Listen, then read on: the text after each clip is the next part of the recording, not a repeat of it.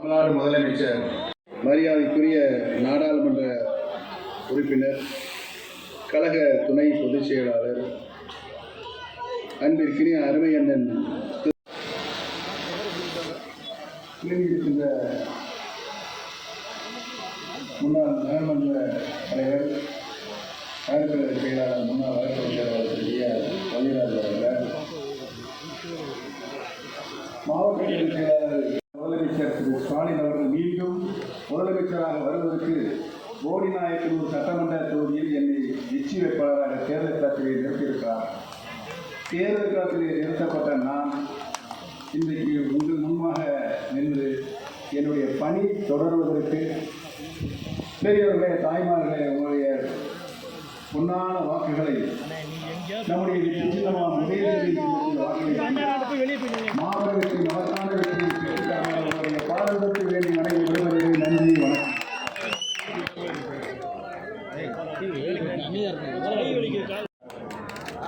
போடினாலே சந்தோஷமா வந்து பேசக்கூடியவர் அருமையான திருச்சி சிவா.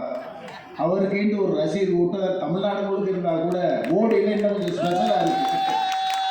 அதனால நான் அங்கிருந்து வரும்போதே சொன்னார், போடி எனக்கு பிடிச்ச மண்ணு, பேசுறதுக்கு எனக்கு சிறப்பாக இருக்குன்ற செய்தியை சொன்னார். அப்படி சிறப்பு வாய்ந்த பேச்சாளர், அழகாக பேசுவார், சிந்தனையாக பேசுவார், சிரிக்க பேசுவார். அப்படி நயம்பட பேசக்கூடிய ஆற்றல் மிகுந்த பேச்சாளர், பெஸ்ட் பார்லிமெண்டேரியன், கழகத்துடைய துணை பொதுச் செயலாளர் அருமை அண்ணன் திருச்சி சிவா அவர்கள், அருமை அண்ணன் ஓ பன்னீர்செல்வம் அவர்களை ஆதரித்து உங்களிடத்தில் வாக்குகள் சேகரித்து உரையாற்றுவார். உதயசூரியன் சின்னத்திலே ஆதரவு கேட்டு நடைபெறுகின்ற எழுச்சிமிக்க இந்த பொதுக்கூட்ட பிரச்சார நிகழ்ச்சியினுடைய தலைவர், தேனி வடக்கு மாவட்ட திராவிட முன்னேற்ற கழக கோட்டை காவலன், மாவட்ட கழகத்தினுடைய செயலாளர், நாடாளுமன்ற மக்களவை உறுப்பினர், நினைவிலே நிற்கின்ற போடி முத்து மனோகரன், நகர செயலாளராக இருந்த ஷாகுல் அமீர், இன்றைய நகர செயலாளருடைய தந்தை நிசா ராஜு, என் தம்பி பழனி முருகன், இப்படி ஏராளமானோர் நினைவிலே வந்து போகிறார்கள். இதற்கு பின்னால் இந்த மிக முக்கியமான தேர்தல் கட்டத்தில் ஒரு மிகச்சிறந்த வேட்பாளருக்கு வாக்கு சேகரிக்க உங்கள் முன்னால் நான் வந்திருக்கின்றேன். நடைபெற இருக்கின்ற தேர்தல் இந்த நாட்டிற்கு மிக முக்கியமான தேர்தல், வழக்கத்திற்கு மாறாத தேர்தல். இதனால் வரை நடைபெற்ற தேர்தல்களில் எந்த கட்சி ஆட்சிக்கு வரலாம் என்று மக்கள் யோசித்து வாக்களிப்பீர்கள். ஆனால் இந்த முறை எந்த தத்துவம் நாடாள வேண்டும் என்று தீர்மானிக்கிற பெரும் பொறுப்பு உங்களுக்கு வந்திருக்கிறது. தத்துவம், சித்தாந்தம் என்றால் பெரிய வார்த்தைகள் அல்ல. ஒரு 100 ஆண்டுகளுக்கு மேலாக இந்த தமிழ்நாட்டிலே திராவிட பேரியக்கம் உருவாகி ஏற்படுத்தி வைத்திருக்கிற மாற்றங்கள், மண்ணிலே கலைஞர் என்ற தலைவன் தமிழ்நாட்டை காப்பாற்றி இன்றைக்கு இந்தியாவின் தலை சிறந்த மாநிலமாக இதை மாற்றியிருக்கிற தளபதி அண்ணன் மு.க. ஸ்டாலின் அவர்கள் தலைமையில்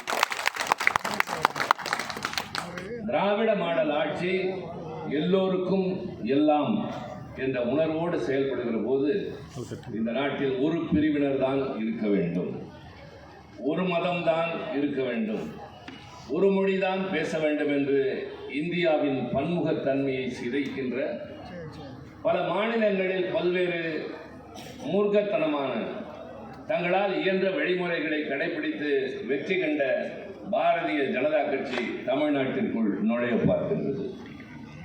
ஒரு அரசியல் கட்சியை வெறுக்கிறோம் என்பதல்ல, எதிர்க்கிறோம் என்பது நம்முடைய சூழ்நிலை. அந்த பாரதிய ஜனதா கட்சிக்கு இங்கே பல்லக்கு வைத்து சுமந்து கொண்டு செல்வது இங்கு இருக்கின்ற எதிர்கட்சி தலைவராக இருக்கின்ற முன்னாள் முதலமைச்சர் எடப்பாடி பழனிசாமி அவர்களும் இன்னும் சிலரும் சேர்ந்து. அரசியல் என்றால் விளக்கங்கள் சொல்ல வேண்டும். தேர்தலிலே பிரச்சாரம் என்று வந்தால் மக்களிடம் ஆதரவு கேட்க வேண்டும்.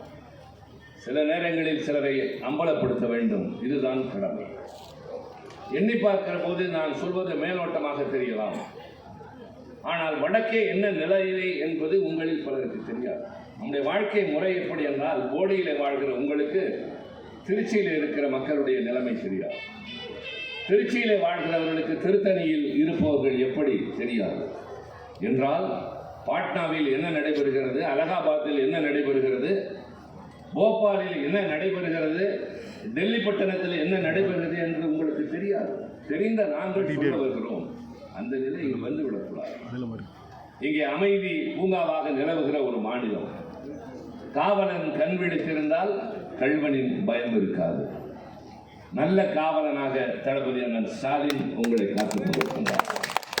ஆனால் கள்வனை காவலனாகிவிட்டால் உறக்கம் தொலையும், நிம்மதி பறிபோகும்.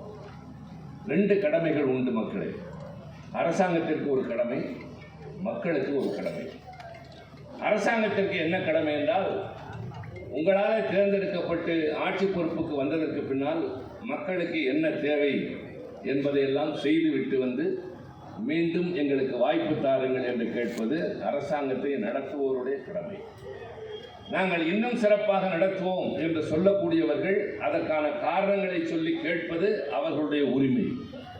ஆனால் இவர்களில் யார் சரியானவர்கள் என்று தேர்ந்தெடுப்பது உங்களுடைய கடமை. அதனால்தான் உங்களிடம் வந்து நிற்கிறோம். இது ஜனநாயக நாடு. இங்கே உங்களை எதற்காக கூட்டி வைத்திருக்கிறோம்? வீட்டில் வேலை இல்லை என்பதற்காக அல்ல. இன்னும் 14 நாட்கள் கழித்து நீங்கள் தரப்போகிற அந்த 1 நிமிட நேரத்தில் தான் சில பேர் இதை தேர்தல் திருவிழா என்கிறார்கள். என்னால் அதை ஏற்றுக்கொள்ள முடியவில்லை. திருவிழா என்பது ஒரு நாள் எல்லோரும் கூடி மகிழ்ந்து கொண்டாடி பின்னர் கலைந்து செல்வது.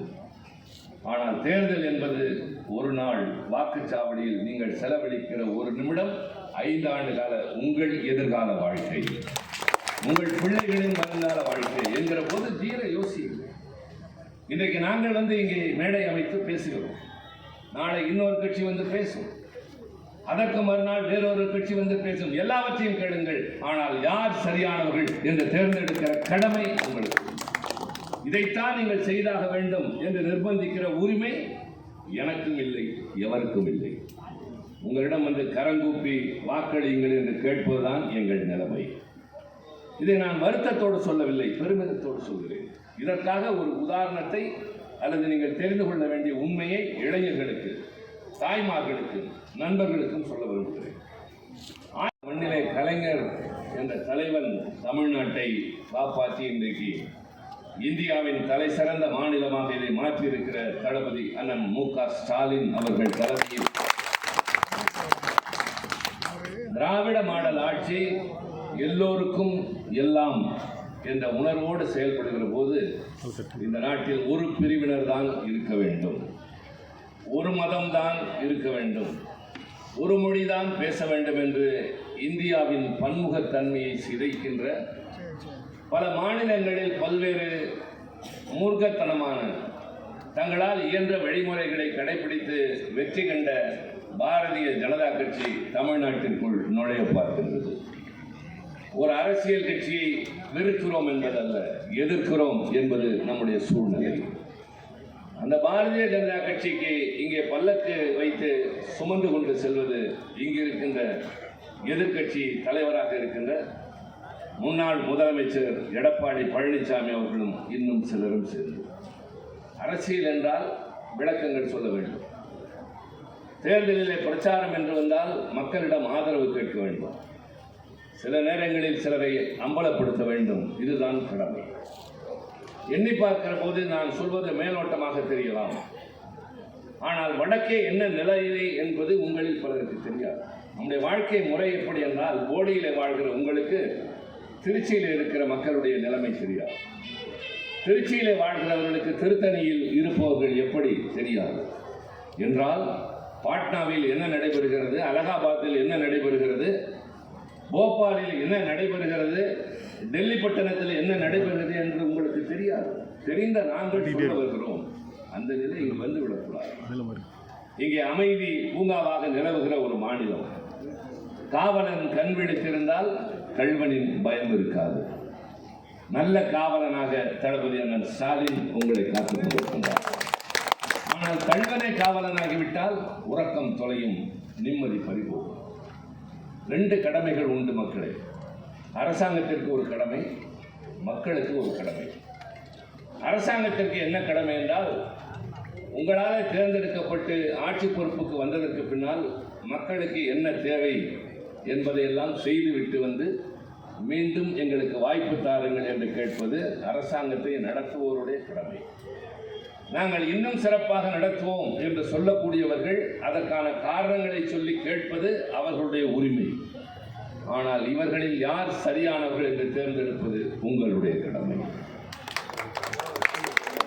அதனால்தான் உங்களிடம் வந்து நிற்கிறோம். இது ஜனநாயக நாடு. இங்கே உங்களை எதற்காக கூட்டி வைத்திருக்கிறோம்? வீட்டில் வேலை இல்லை என்பதற்காக அல்ல. இன்னும் 14 நாட்கள் கழித்து நீங்கள் தரப்போகிற அந்த 1 நிமிட நேரத்தில் தான் சில பேர் இதை தேர்தல் திருவிழா என்கிறார்கள். என்னால் அதை ஏற்றுக்கொள்ள முடியவில்லை. திருவிழா என்பது ஒரு நாள் எல்லோரும் கூடி மகிழ்ந்து கொண்டாடி பின்னர் கலைந்து செல்வது. ஆனால் தேர்தல் என்பது ஒரு நாள் வாக்குச்சாவடியில் நீங்கள் செலவழிக்கிற 1 நிமிடம் 5 ஆண்டு கால உங்கள் எதிர்கால வாழ்க்கை, உங்கள் பிள்ளைகளின் வருங்கால வாழ்க்கை என்கிற போது தீர யோசியுங்கள். இன்றைக்கு நாங்கள் வந்து இங்கே மேடை அமைத்து பேசுகிறோம். நாளை இன்னொரு கட்சி வந்து பேசும். அதற்கு மறுநாள் வேறொரு கட்சி வந்து பேசும். எல்லாவற்றையும் கேளுங்கள். ஆனால் யார் சரியானவர்கள் என்று தேர்ந்தெடுக்கிற கடமை உங்களுக்கு. இதைத்தான் நீங்கள் செய்தாக வேண்டும் என்று நிர்பந்திக்கிற உரிமை எனக்கும் இல்லை, எவருக்கும் இல்லை. உங்களிடம் வந்து கரங்கூப்பி வாக்களியுங்கள் என்று கேட்பதுதான் எங்கள் நிலைமை. இதை நான் வருத்தத்தோடு சொல்லவில்லை, பெருமிதத்தோடு சொல்கிறேன். இதற்காக ஒரு உதாரணத்தை அல்லது நீங்கள் தெரிந்து கொள்ள வேண்டிய உண்மையை இளைஞர்களுக்கு, தாய்மார்களுக்கு, நண்பர்களுக்கும் சொல்ல விரும்புகிறேன். முடியரசு என்று சொன்னால் ஒரு மன்னர் நாடாழ்வார், அவர் வைத்தது சட்டம், இட்டதுதான் வேதம். ஒருவனை தண்டிக்க வேண்டும் என்றால் யாரையும் கேட்காமல் தலையை சீவு என்று கூட சொல்லலாம். ஆனால் குடியாட்சியில் அது முடியாது. நீதிமன்றம் என்று ஒன்று உண்டு, சட்டத்தை நிலைநாட்ட, மக்களுக்கு புகலிடம் தர. அதற்கு மேலாக நம்மில் ஒருவர் நாடாளலாம். அந்த நம்மில் ஒருவரை நாமே தேர்ந்தெடுப்போம். அதுதான் குடியாட்சி முறை. இதில் முக்கியமானது, இந்த 20 இருந்து 50 குடியரசாக மாறுகிற வரை இந்த நாட்டில் என்ன நிலைமை தெரியுமா? தேர்தல் நடந்தது பல காலகட்டங்களில். ஆனால் தேர்தலில் வாக்களிக்கிற உரிமை சொத்து வரி செலுத்துபவர்களுக்கும் வருமான வரி செலுத்துகிறவர்களுக்கும் மட்டும்தான் இருந்தது. எல்லோரும் வாக்குச்சாவடிக்கு செல்ல முடியாது. இந்த சூழலில் குடியரசாக மாறுகிற போது அரசியல் சட்டம் ஒன்று தேவை என்கின்ற நிலை நமக்கு வருகின்றது. அரசியல் சட்டம் என்றால் தோன்றியதை எழுதுவதல்ல.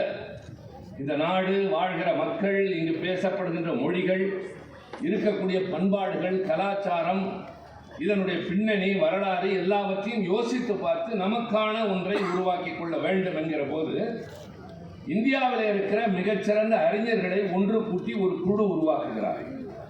பெரிய வார்த்தை அல்ல. திராவிட முன்னேற்ற கழகத்து மேடை என்பது வெறும் பிரச்சார மேடை அல்ல, இது மாலை நேரத்து பல்கலைக்கழகம் என்று அண்ணா சொல்லியிருக்கிறார். எனவே நான் இதை உங்களுக்கு விளக்குகிறேன். இப்படி தேடிய அந்த அறிஞர்கள் குழுவினுடைய அந்த அமைப்பினுடைய பெயர் அரசியல் சட்ட நிர்ணய சபை குழு. அதில் விவாதிக்கிறார்கள், பலவற்றை பேசுகிறார்கள். இன்னொரு கூடுதல் தகவல், உலகத்திலேயே அதிக காலம் விவாதிக்கப்பட்ட ஒரே அரசியல் சட்டம் இந்திய நாட்டின் அரசியல் சட்டம். 3 ஆண்டுகள் விவாதிக்கும். அப்படி விவாதித்து உருவாக்கப்பட்ட அதை எல்லோரும் பேசியதை தொகுத்து எழுதிய பெருமை டாக்டர் அண்ணல் அம்பேத்கருக்கு வந்து சேர்ந்தது. அந்த விவாத மன்றத்தில் அம்பேத்கர் அவர்களும் பண்டித நேரு அவர்களும் ஒரு கருத்தை முன்வைத்தார்கள். என்ன தெரியுமா?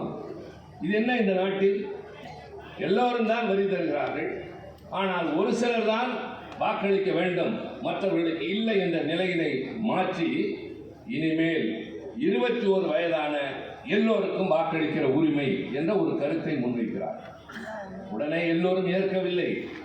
அந்த மன்றத்தில் இருந்த பலர் அதை எதிர்க்கிறார்கள். தவறு செய்கிறீர்கள், நீங்கள் 2 பேரும் பெரிய தலைவர்கள் தான், ஆனால் நீங்கள் சொல்வதை ஏற்க வேண்டும் என்ற அவசியம் எங்களுக்கு இல்லை. எங்கள் கருத்து, நாடாள்வது யார் என்பதை தேர்ந்தெடுக்கிற உரிமை படிப்பறிவில்லாத பாமரனிடம், ஏழைகளிடம் ஒப்படைப்பீர்களானால் பலவீனங்களுக்கு ஆட்படுவார்கள், உணர்ச்சி வசப்படுவார்கள், தவறான ஆட்சிகள் உருவாக நேரிடும். இந்த முடிவை நீங்கள் மாற்றுங்கள் என்ற போது இந்த 2 தலைவர்களும் என்ன சொன்னார்கள் தெரியுமா? எந்த ஏழை தருகிற வரிப்பணத்தை கொண்டு இந்த அரசாங்கம் நடக்கிறதோ அந்த ஏழையின் வீட்டு வாசலில் ஓட்டு கேட்பதற்காகவாவது நீயும் நானும் போய் நின்றாக வேண்டும் என்றார்கள். அந்த 21-18 ஆனது அவர்கள் சொன்னதற்கேற்ப இப்போது நான் வந்திருக்கிறேன், வாக்களியுங்கள் என்று கேட்கிறேன். ஓபிஎஸ் வந்திருக்கிறார் வேட்பாளராக. என் தம்பி தங்க தமிழ்ச்செல்வன் ஒரு வீரன் வந்து நிற்கிறான் உங்கள் முன்னால். முதலமைச்சரும் வருவார், பிரதமரும் வருவார். யாராக இருந்தாலும் கடைக்கோடி குடிமகனிடம் வந்து எனக்கு வாக்களியுங்கள் என்று கேட்கிற உரிமையை தந்த அரசியல் சட்டம் கொண்ட நாடு இந்த நாடு. ஆக முதலில் நீங்கள் யார் என்பதை உணருங்கள். லவ் யுவர் செல்ஃப் என்று சொல்வார்கள். இம்ப்ளிமெண்ட் ஆகும். ஆனால் மன்னிக்கணும், நான் மேடையில் ஆங்கிலம் பேசுவதில்லை. அந்த திட்டங்களை நடைமுறைப்படுத்துகிற போது ஒருவருடைய தன்மை வெளி. இப்போ நாற்கர சாலை பார்க்குறீங்க, நான் வந்து திண்டுக்கல்லேருந்து வரத்துக்கு ஓடிக்கு எவ்வளோ நேரம் ஆகிடும். பெரிய குளத்து உள்ள வந்து தேனிக்குள்ளே வந்து அப்படியெல்லாம் வரணும் இல்லை. இப்போ எல்லாம் நம்ம புறவழிச்சாலையிலே வரமே. அதனுடைய பிதாமகன் அட்டல் பிகாரி வாஜ்பாய். அவர் ஆட்சிக்கு வந்து செஞ்சுட்டு இருக்கப்போ ஆட்சி போயிடுச்சு. டாக்டர் மன்மோகன் சிங் ஆட்சிக்கு வர்றார். இதை நிறுத்துன்னு சொல்லலை. இது மாதிரி சிறந்த திட்டம் இல்லை, நாடு முழுக்க அவர் செய்யுங்கன்னு சொன்னதான் இன்னைக்கு இந்தியா முழுக்க பார்க்குற இந்த நாற்கர சாலை, 4 வழிச்சாலை, 6 வழிச்சாலை. அது மாதிரி இந்த சத்துணவை மாற்றுவதற்கு கலைஞர் என்ன பண்ணாருன்னா, வாரம் 2 முட்டை கொடுக்க சொன்னார். கொடுத்துட்ட அதிகாரிகளை அழைச்சிக்கிட்டார். பசங்களாம் பள்ளிக்கூடத்துக்கு எப்படி வராங்க? அந்த 2 நாள் மட்டும் வராங்க. உடனே அவர் சொன்னார் 5 நாளும் கொடுங்க. சில பசங்க முட்டை சாப்பிட மாட்டாங்க, உடனே பழம் கொடுங்கன்னு சொல்லி அதை உண்மையான சத்துணவாக மாற்றியவர் கலைஞர். இவர் போறார் ஒரு நாள், இன்றைய முதலமைச்சர் பள்ளிக்கூடத்துக்கு போறார். இந்த பசங்களாம் பார்த்தோன்னே கை தட்டி ஒரு ஆரவாரம் பண்ணாமல் ரொம்ப சோர்ந்து போய் உட்காந்துருக்காங்க. அவங்க கேட்குற டீச்சர், என்னம்மா ஏன் இப்படி இருக்காங்க? அவங்க ரொம்ப தயங்கி சொல்கிறாங்க, இல்லை சார் அவங்களாம் ரொம்ப ஏழை பிள்ளைங்க. சில வீடுகளில் சிங்கிள் பேரண்ட், அதாவது அம்மா இருப்பார் இல்லைன்னா அப்பா இருப்பாங்க. காலையில் ஒன்றுமே தராமல் அனுப்பிச்சுடுவாங்க. மதிய உணவை நம்பியே இங்கே வரக்கூடிய அவர்கள் கொஞ்சம் தாமதமான இப்படி தான் ஆயிடுவாங்க. உடனே திரும்பி வந்தவுடன் தளபதி ஸ்டாலின் கொடுத்த திட்டம் தான் காலை சிற்றுண்டி திட்டம். இதைத்தான் நான் சொல்ல வந்தேன். நீங்கள் கேட்குறீங்க, சில பேர் கேட்டுக்கிறாங்க, ஆனால் செய்கிறதில்லை. நீங்கள் கேட்குறீங்க, நீங்கள் கேட்டதை நாங்கள் செய்கிறோன்னு ஒரு வகை. இந்த பேச தெரியாமல், கேட்க தெரியாமல், பசிக்குதுன்னு சொல்ல தெரியாமல் இருக்கிற குழந்தைங்களுக்கு சூடாக சிற்றுண்டி தரணும்னு சொன்ன அந்த தலைவன் தான் தாயுமானவன். தாயுமானவன், தாயினும் சால பரிந்துன்னு இறைவனை பற்றி சொல்லுவாங்க. ஏன்னா தாய் போல யார் உறவு? ஒரு பிள்ளை ஏன் அழுகுது அப்படின்னா ஒரு ஆண் சொல்லுவான் ஏன் அது கத்துதுன்னு கேட்போம். ஆனால் தாய்க்கு தெரியும் பசிக்கு அழுகுதா, எறும்பு கடிச்சு அழுகுதா, இயற்கை உபாதையினால் அழுகிறதா என்று அந்த குழந்தையை உடனே அறிந்து தூக்குகிற அந்த தன்மை தாய்க்கு மட்டும்தான் உண்டு. ஏன்னா சுமந்து பெற்றவள். உடலில் அதற்கு உடல் தந்து உயிர் தந்து அது பிறக்கிற வரை தன்னுடைய ரத்தத்தை கொடுத்து பிறந்ததற்கு பின்னாலும் ரத்தத்தை தாய்ப்பாலாக கொடுத்து வளர்க்கிற தாயை போல உறவு எதுவும் இல்லை. அதை விட மேலானவன் தாயும் ஆனவன், அதை விட மேலானவன் அல்ல, தாயும் ஆனவன் இறைவன் என்று சொல்வதை போல ஒரு தாய்க்குரிய குணங்களோடு இருக்கிற காரணத்தினால் அந்த திட்டங்களுக்கு தாயுமானவன் என்று அவர் பெயர். 70 வயதானவர்கள் வீட்டுக்கு ரேஷன் பொருட்கள் வரும். நீங்கள் சிரமப்பட வேண்டாம், வர வேணாம்னு சொல்கிற தன்மை இருக்கு பாருங்க. இப்போ கேட்குறேன், இதை விட உங்களுக்கு நல்ல ஆட்சி இதுவரை யார் தந்திருக்கிறார்? நான் சொல்கிறது மிகைப்படுத்தி அல்ல. அவர் சொன்னார், நான் மிகைப்படுத்தி பேச மாட்டேன், பொய் பேச மாட்டேன், எனக்கு அவசியம் இல்லை. பொய் பேசி எது கிடைக்கணும்னாலும் அது எனக்கு தேவையில்லை என்று கருதுகிறவன் என் வளர்ப்பு அப்படி. அதுக்கு காரணம் என்னை பெற்ற எங்கள் அம்மா. அவர் வெறும் வேட்பாளர் அல்ல. நாளைக்கு உங்கள் பிரதிநிதியாக சட்டமன்றத்துக்கு செல்ல வேண்டும். இவர் வெற்றி பெறுகிறார் என்றால் தளபதி ஸ்டாலின் முதலமைச்சராகிறார். அவர் ஆகிறார் அப்படின்னா தமிழ்நாடு தன்னிறைவு பெற்று இன்னும் மலர்ந்து வாழப்போகிறது என்று பொருள். ஆனால் இந்த ஆட்சி தொடரக்கூடாது என்று ஒரு கூட்டம் வருது. அதை தடுத்து நிறுத்த வேண்டிய கடமை காவலர்களாக எங்களுக்கும் இருக்கலாம். அதே நேரத்தில் இந்த நாட்டு மக்களாக உங்களுக்கும் இருக்கிறது. வருகிறவர்கள் யார்? அவர்கள் ஆளுகிற மாநிலங்களில் என்ன நடைபெறுகிறது? நாங்கள் அம்பலப்படுத்துகிறோம் நாடாளுமன்றத்தில். அவர்கள் ஆளுகிற மாநிலங்களில் கூட்டம் கூட்டமாக வன்முறை, சாதி கலவரங்கள், வீடுகளுக்கு தீ வைப்பு, கற்பழிப்பு எல்லாம் நடக்கிறது. ஆனால் வெளியே தெரிவதில்லை. ஆனால் இங்கே வந்து பேசுகிறார். இந்த நாட்டில் ஒரு மொழி தான் இருக்கணும், ஒரு பண்பாடு, ஒரு ஜாதி தான் இருக்கணும், ஒரு மதம் தான் இருக்கணும். அது எப்படி இருக்க முடியும்? இப்போ நான் இன்னொரு உண்மையை சொல்கிறேன். சில விஷயங்களை நாங்கள் தான் சொல்ல முடியும். இப்போ நான் கூட நேரம் சொன்னது கூட தம்பி பேசுவார், அவங்க பேசுவாங்க, யார் வேணாலும் பேசலாம். இருந்தாலும் என் கடமைக்காக சொன்னேன். இப்போ உங்களுக்கு தெரியாத சிலவற்றை நான் சொல்லணும்ல, அதுக்கு தான் நான் வரது. என்ன, இந்த அரசாங்கம் சில சட்டங்களை நிறைவேற்றுது எங்க ஒன்றியத்தில் பார்லிமெண்ட்ல. அது எல்லாம் எப்படி உங்களை பாதிக்குதுன்னு கூட உங்களுக்கு தெரியாது. ஆனால் அது கொண்டு வர்றப்ப நாங்கள் எங்களால் முடிஞ்ச அளவுக்கு தம்பி ரவீந்திரன் சொன்ன மாதிரி ஃபுல்லாக அதுக்காக நாங்கள் முழுமையாக எங்களுடைய முயற்சியை மேற்கொண்டு தடுத்து நிறுத்த பார்க்கணும். அதுக்கு பல உதாரணங்கள் உண்டு. மிக முக்கியமான ஒன்று குடியுரிமை சட்ட திருத்தம். இது எல்லாருக்கும் புரியாது, சிறுபான்மையினருக்கு புரியும். ஆனால் நீங்கள் எல்லாரும் புரிஞ்சுக்கணும், குடியுரிமைனா என்ன. நம்ம எல்லாம் இந்திய குடிமகன். இந்த குடியுரிமை இல்லைன்னா ரேஷன் கார்டு கிடையாது, ஆதார் கார்டு கிடையாது, நீங்கள் பாஸ்போர்ட் வாங்க முடியாது, நீங்கள் உழைக்கலாம், சம்பாதிக்கலாம், ஒரு சொத்து வாங்க முடியாது. நாடற்றவர்களாக, நாதியற்றவர்களாக வாழ்கிறவர்கள் தான் குடியுரிமை இல்லாதவர்கள். இப்போ இந்தியாவில் ஒரு சட்டம் கொண்டு வராங்க. என்னன்னா, பக்கத்து நாடுகளிலிருந்து மத ரீதியாக பாதிக்கப்பட்டு வருகிறவர்களுக்கு குடியுரிமை தருவோம். கேட்கிற போது நன்றாக இருக்கிறது. ஆனால் இதுல என்ன குதர்க்கம் இருந்துச்சு தெரியுமா? இப்போ ஒரு சட்டம் வருது, வரப்போகுது. அதுக்கு முன்னாடி என்னன்னா மசோதா அப்படின்னு கொண்டு வருவாங்க. அது சட்ட முன்வடிவு என்பது. அதுதான் அது பின்னாடி விவாதம் நடக்கும், திருத்தங்கள் கொடுப்போம். அப்படியே எடுத்துட்டாலும் சரி, இல்லைன்னாலும் சரி, அது சட்டமாகும், இல்லைன்னா மாறும். இது நான் ரொம்ப சொல்லி ஆகணும். நான் சொல்ல வேண்டியவை நிறையா இருந்தாலும் இந்த பிரச்சனையை போடியில் நான் சொல்லி ஆகணும். அதனால் நான் சொல்கிறேன்.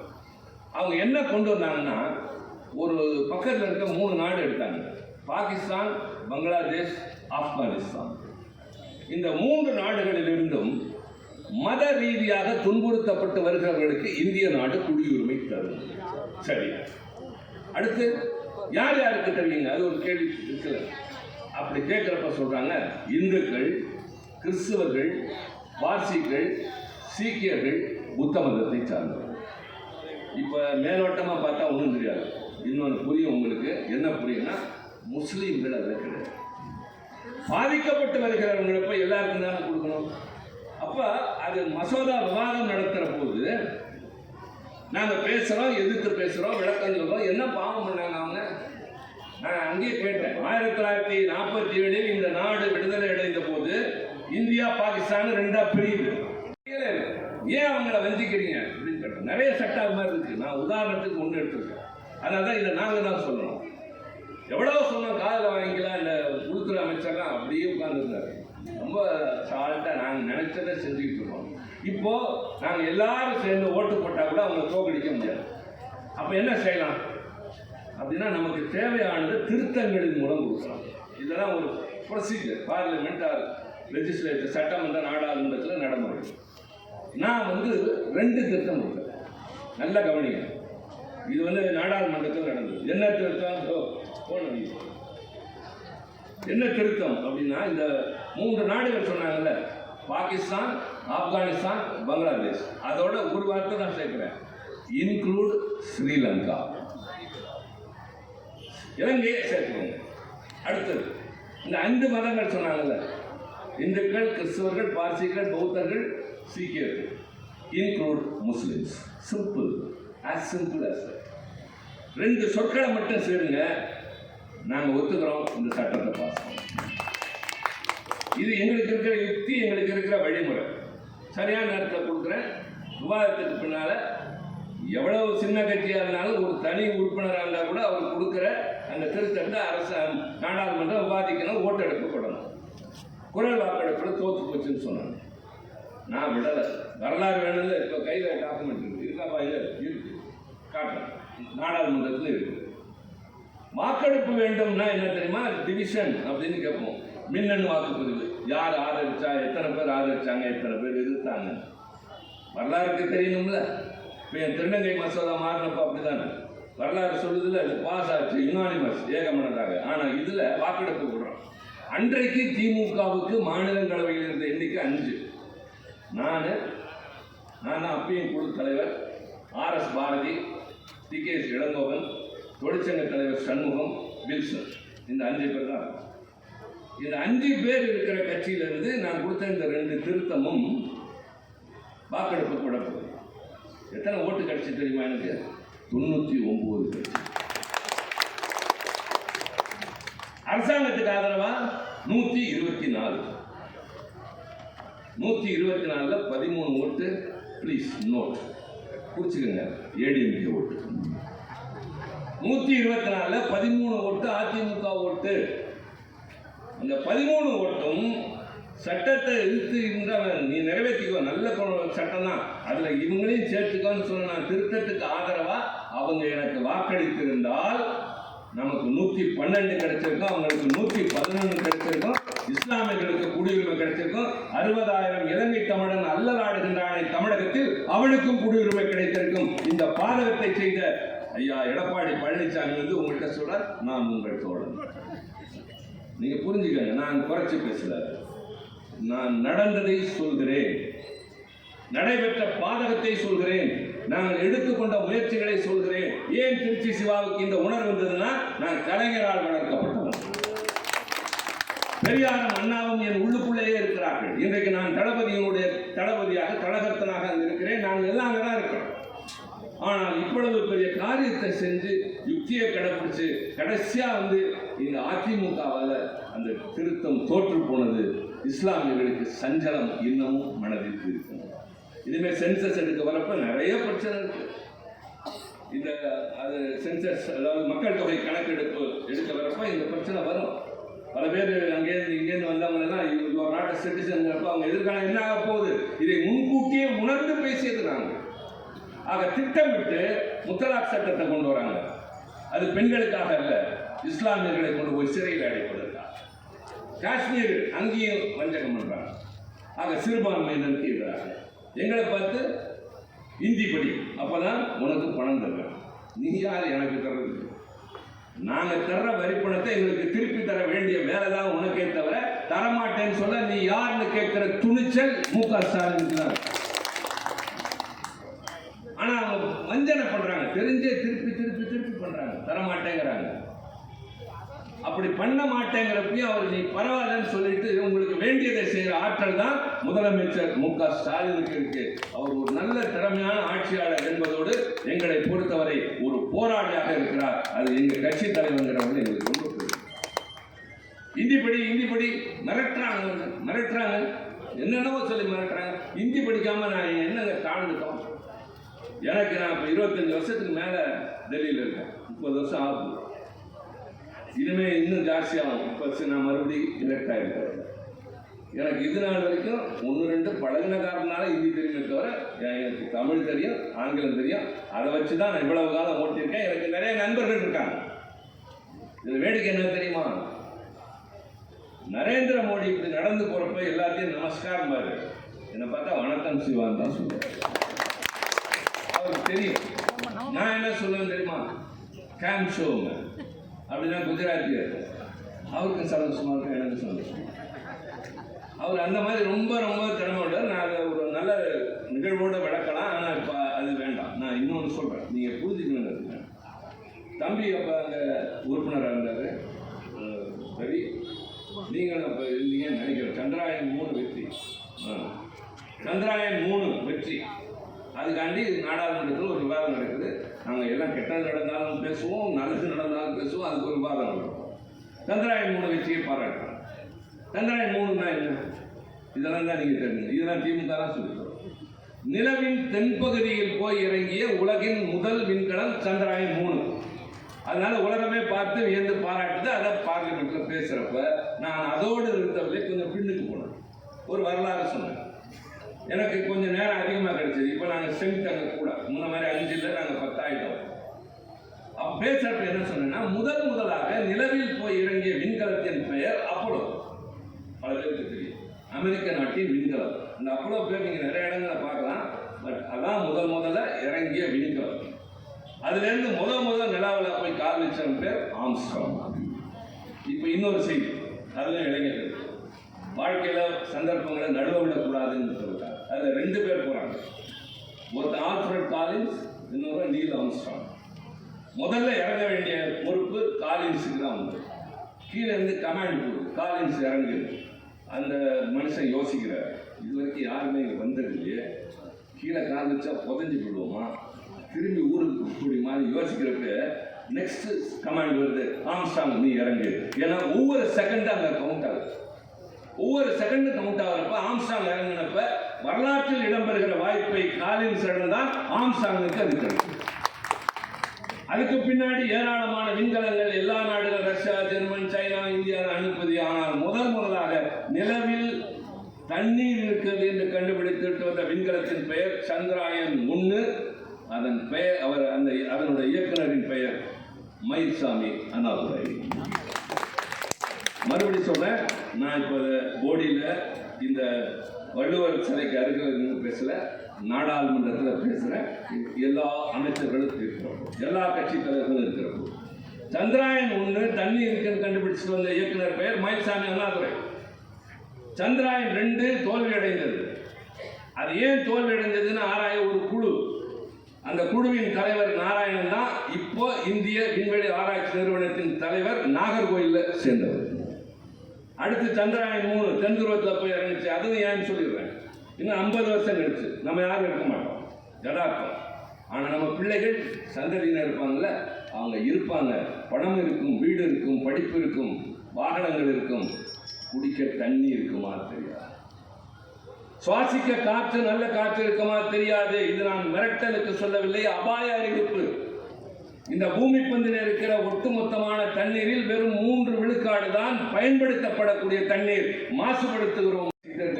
ஒரு நாள் ஒரு பொது மேடையில் பெரிய தொழிலதிபர்கள்லாம் உட்கார வச்சு பேசுறப்ப அந்த தம்பி இருக்கார், சுந்தர் பிச்சை, தங்கை தமிழ்ச்சார் சுந்தர் பிச்சை, அவர் கிடையாது பார்க்க மாட்டார். அப்போ டொனால்ட் ட்ரம்ப் சுந்தர் பிச்சை பார்த்து கேட்கிறாரு ரொம்ப அதட்டலான குரல்ல, உங்களுடைய கூகுள் நிறுவனம் இயங்குவது அமெரிக்காவில், ஆனால் நீங்க அப்படி செயல்படுற மாதிரி தெரியல. உங்களுடைய செயல்பாடுகள் அமெரிக்காவுக்காக இருக்க போதா, இந்தியாவுக்காக இருக்க போதா? அந்த பையன் பொறுமையாக எழுந்திரிச்சு சொன்னான், நான் மனித குலத்திற்காக பாடுகிறேன். துளி கூட பயப்படல. டொனால்ட் ட்ரம்பை பார்த்து நிமிர்ந்து நின்று சொன்னவன் தமிழன் சுந்தர் பிச்சை. இவ்வளவு பேர் நாங்கள் சாதிச்சிருக்கோம். அந்த காலத்திலிருந்து இருமொழி கொள்கை அண்ணா கொண்டு வந்தது. நாங்கள் சாகர வரை இல்லை, உயிரை கொடுத்தும் அதை காப்போம். இந்த மிரட்டல் அங்கே வரப்போம். அதனால்தான் சொல்றேன், இவங்க வந்தா இந்தி வரும், இவங்க வந்தா இஸ்லாமியர்கள் வாழ்வுக்கு கேடு வரும். இவங்க இந்த விடியல் பயணத்தை நிறுத்த சொல்றாங்க. விடியல் பயணம் இந்த மாதிரி இலவச திட்டங்கள்னால மெட்ரோ ரயில் திட்டம் வளராதுன்னு ஒரு காரணம் சொல்ற பிரதமர் இந்த நாட்டுக்கு வர துடிக்கிறார். அவர்களை வரவேற்க அதிமுக காரணம். எனக்கு இந்த ரோட்டரி லைன்ஸ் மாதிரி தம்பி தமிழ்ச்செல்வன் கொடுத்த நேரம் 40 நிமிஷம். ஆனால் நான் யாருக்கும் கட்டுப்பட்டவன், உங்களுக்கு மட்டும்தான். அதை நான் வந்திருக்கிறது ஒரு நல்ல மனுஷனுக்கு ஓட்டு கேட்க வந்து. இப்போ 1 மணி நேரம் ஆகுதா? 1 மணி நேரம் ஆயிடுச்சு. 1 மணி நேரம் ஆயிடுச்சு. இல்லை, இவ்வளவு நேரம் பேசுனேன். யாரையாவது தப்பு தவறா பேசுனேன்? ஏட்டி போட்டி பேசுனேன். ஏன் தெரியுமா? நான் அண்ணா அறிவாளி. நான் திருச்சி சிவா அல்ல, திராவிட முன்னேற்ற கழகத்தின் பிரதிநிதி. என் வார்த்தைகள் இவருக்கு வாக்குகளை அதிகரித்து தர வேண்டுமே தவிர உணர்ச்சி வசப்பட்டு பேசி பங்கம் தேடிவிடக்கூடாது என்ற உணர்வு எனக்கு. நான் உங்கள்கிட்ட வந்திருக்கேன்.